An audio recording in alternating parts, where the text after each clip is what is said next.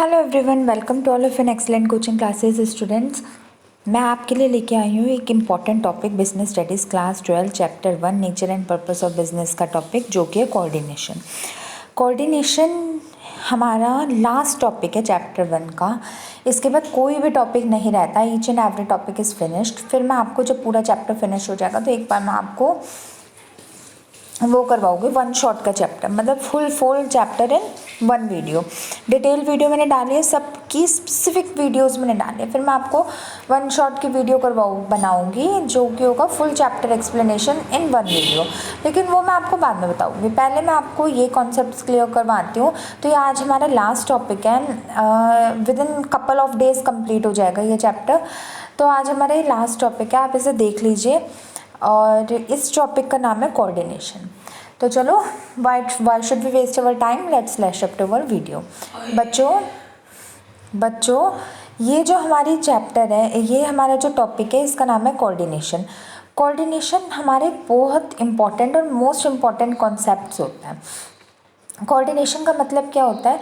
इसका मतलब होता है to coordinate with others, to coordinate with anything. Coordinate मतलब होता है एकजुट होके काम करना, एक दूसरे के साथ कोऑर्डिनेट करते हुए वर्क करना, मतलब तालमेल बिठा के वर्क करना।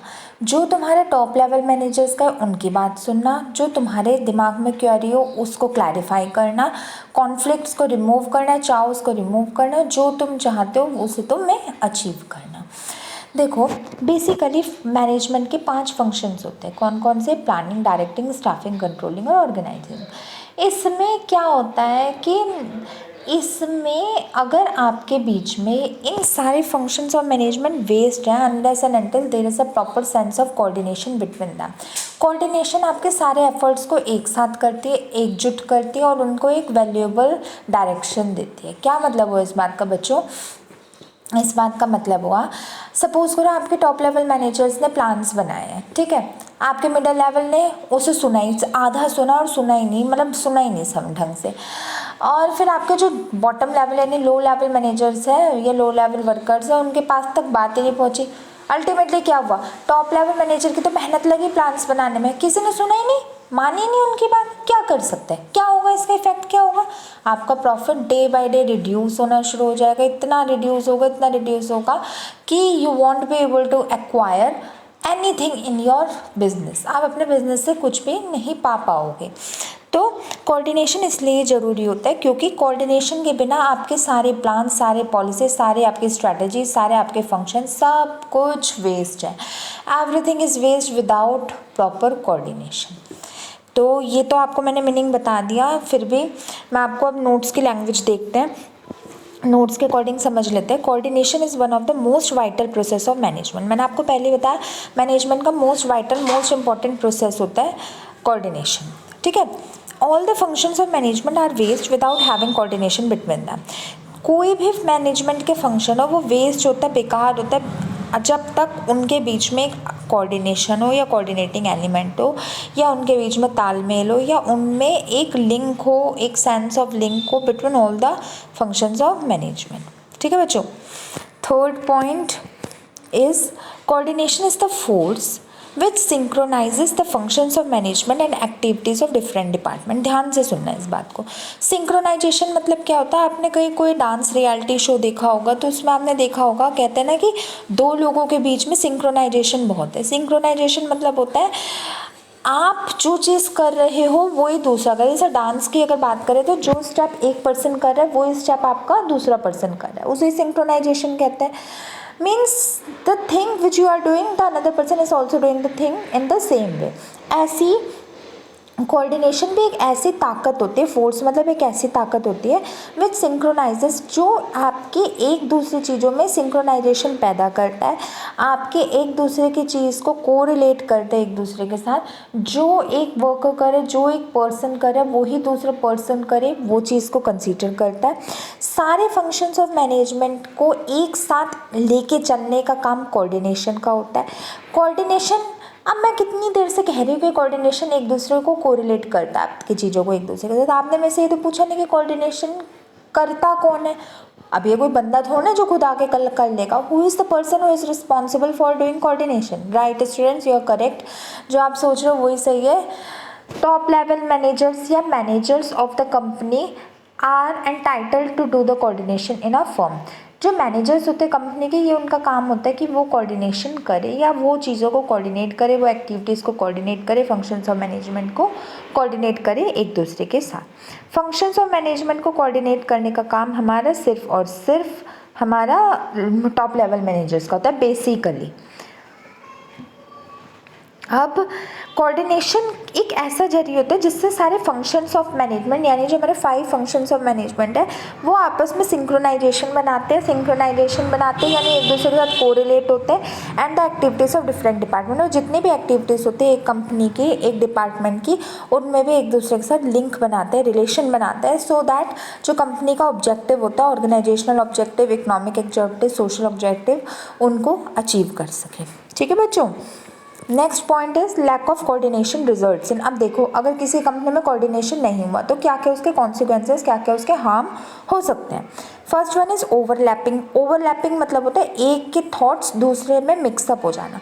देखो, मैं जो चाहती हूँ कि मेरी अगर कोई काम करने की स्ट्रेटेजी है, बीइंग अ कंपनी में तो कितने मेंबर्स हो सकते हैं किसी दूसरे की भी वही स्ट्रेटेजी हो, फिर वो लोग लड़ पड़ेंगे, भाई मैंने पहले कहा था। तो ओवरलैपिंग मतलब होता है एक दूसरे के थॉट्स को एक दूसरे के साथ मतलब सेम टाइम पे मिसमैच होना। तो अगर कोऑर्डिनेशन होगा तो ये मिसमैचिंग या ओवरलैपिंग नहीं होएगी, क्योंकि हर पर्सन के पास चांस होगा कि जिसने पहले काम किया वो उसे कंसीडर करे। Next second is duplication. Duplication का भी वही मतलब है, कोई बंदे ने एक काम पहले किया, दूसरा उसका टैग ले लेगा कि ना भी ना तूने नहीं, ये काम तो पहले मैंने किया, अगर कोऑर्डिनेशन नहीं होगा तो। Third, delays and chaos. Delays होएगे डिसीजन मेकिंग में, चाउस यानी कॉन्फ्लिक्ट्स होएगे, लड़ाई झगड़े होएगे, और भी सारी मतलब ओवरऑल प्रॉब्लम्स क्रिएट हो जाएगी कंपनी में अगर आपके सेंस ऑफ कोऑर्डिनेशन नहीं हुआ तो। कोऑर्डिनेशन वैसे तो सारी एक्टिविटीज़ ऑफ डिपार्टमेंट के लिए नेसेसरी होता है, बट बेसिकली जिस चीज़ के लिए कोऑर्डिनेशन नेसेसरी होता है वो होता है हमारे फंक्शंस ऑफ मैनेजमेंट के लिए। वैसे तो सबके लिए इंपॉर्टेंट होता है, बट मेजर इसकी इंपॉर्टेंस होती है हमारे फंक्शंस ऑफ मैनेजमेंट को कोरिलेट करने में एक दूसरे के साथ। ठीक है बच्चों।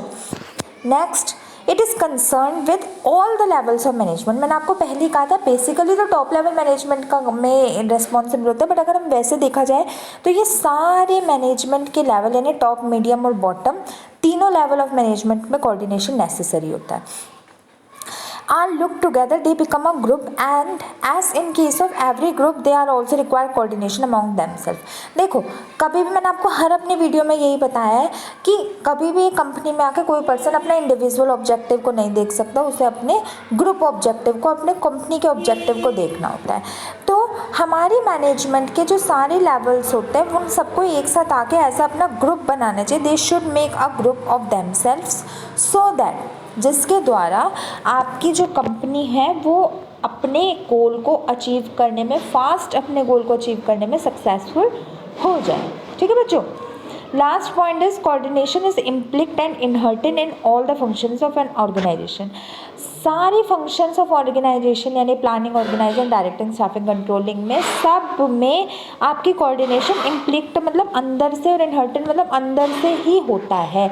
इसको मतलब इसके लिए किसी को कुछ करने की ज़रूरत नहीं होती, वो अंदर से ही सब कंपनी में कोऑर्डिनेशन होता है। सारे फंक्शंस ऑफ मैनेजमेंट में कोऑर्डिनेशन होता है। ठीक है बच्चों।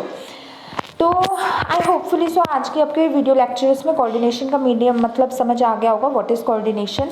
मैंने 6 पॉइंट्स दिए हैं, 6 पॉइंट से ज़्यादा इसके मीनिंग नहीं आएगा, फॉर गॉड सेक इसका मीनिंग 6 मार्क्स से ज़्यादा नहीं आएगा। मैंने आपको 6 पॉइंट डिफरेंट बताए हैं, आप इन्हें लर्न करिए, लिखिए, कॉपी में नोट्स बनाइए, और कोई डाउट हो तो मेरे से पूछ लेना। और एक चीज़ ये भी देखो, कई बार ना एक ऐसा क्वेश्चन आ जाता है वैल्यू बेस्ड या हमारा कह सकते हैं केस स्टडी वाला, ये जो बीच वाला सर्कल है ना यहाँ पे जहाँ पे कोऑर्डिनेशन लिखा है इसके बदले में एक्स लिखा हुआ आ जाता है, और ये बताना होता है कि एक्स क्या है, व्हाट इज़ एक्स, ये बताना है। तो प्लानिंग, ऑर्गेनाइजिंग, डायरेक्टिंग, स्टाफिंग और कंट्रोलिंग के जो बीच का एक्स होता है, अभी तो मैंने इसमें कोऑर्डिनेशन लिख रखा है, कई बार नहीं आता। आप अगर अपने प्रीवियस ईयर के सैम्पल पेपर्स देखो या क्वेश्चन पेपर्स देखो तो यहाँ ऐसा क्वेश्चन अधिकतर आया हुआ आपको मिलेगा कि बीच में एक्स होता है, व्हाट इज एक्स, क्या है एक्स। तो आपको लिखना है here X is called as coordination, और फिर तो जो उससे रिलेटेड क्वेश्चन होंगे वो तो आप दे ही दोगे आंसर। कहने का मतलब ये पांचों एक्टिविटीज़ को एकजुट करना, यूनाइट करना, यूनिटी में लाना, यूनिटी में लाना, एक साथ लाने का काम कोऑर्डिनेशन का होता है। ठीक है बच्चों, so that's all for today's video. Hope you understand today's concepts. आपको समझ आया होगा। कल की वीडियो में इंपॉर्टेंस और फीचर्स कर लेंगे, फिर हमारा चैप्टर फिनिश हो जाएगा, फिर हम इसकी एक्सरसाइज करेंगे, केस स्टडीज करेंगे। ठीक है बच्चों, कोई डाउट हो तो मेरे से पूछ लेना। Thank you so much for visiting in my channel and watching my this video. Please subscribe the channel and press the bell icon in order to never miss any new update. Okay students, we'll meet you in my next video very soon. Till then, goodbye and stay tuned. Thank you so much for watching my video, my dear.